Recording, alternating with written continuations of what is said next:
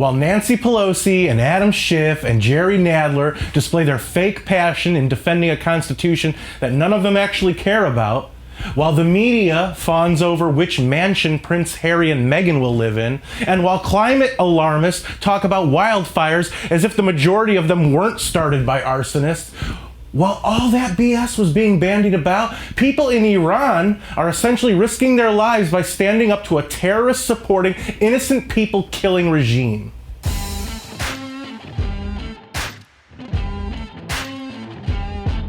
Hey everybody, thanks for joining me for another edition of Out of Left Field for MRC-TV. I'm Nick Kangadis. Now, in case you didn't hear, and how could you have, since the media has all but avoided Iran since what's actually going on there doesn't fit into their Trump-hating narrative.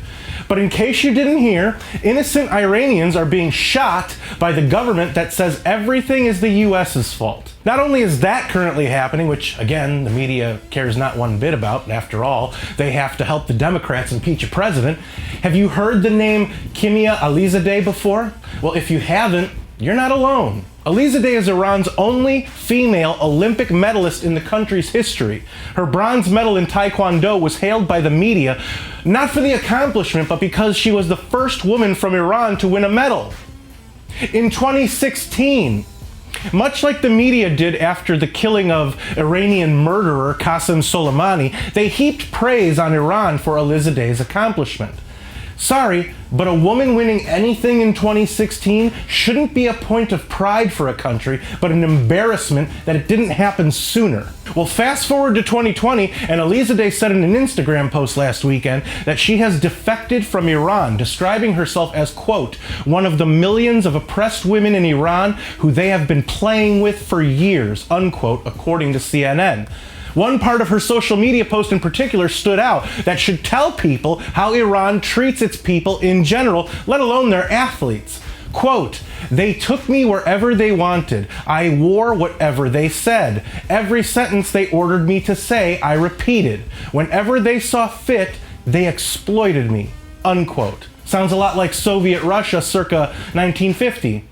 Or 1960, or 1970, or 1980. Sure, the media posted articles on Alizadeh's defection, but unless you came across one of those articles, would any one of you have known? Even if the media reported on it, it was only reported for a second out of their wall-to-wall coverage of trying to treasonously remove a sitting president because they didn't get their way in 2016. No.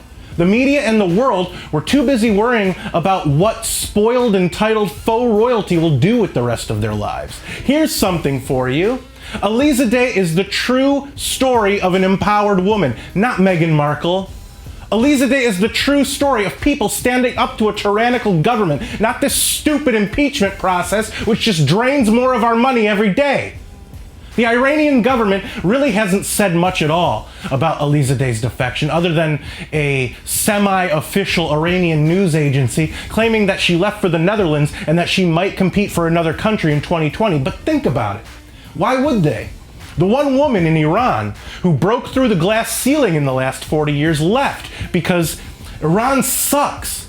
Yeah, if I were the scumbags in Iran's government, I wouldn't talk about it either. I say good for Alizadeh. I know I'm a sexist to those on the left, but Alizadeh's defection is a true sign of women's empowerment. Not all of these Western feminists who talk about being persecuted when they don't know how good they have it. I always ask feminists this question, and I always either get silence in response or some uninformed answer. But I ask them, what rights do men have in the US that women don't? I hope more people defect from Iran or protest to the point that the terrorists in that country's government don't have the ability to further kill its own people as well as people from around the world. Now that's all I have for this week. Let me know your thoughts in the comments below. If you like this video, don't forget to share it. That's the best way to let us know that you want us to keep these videos coming. Subscribe to our YouTube channel and hit that notification bell so YouTube might actually let you know when MRC-TV comes out with a new video.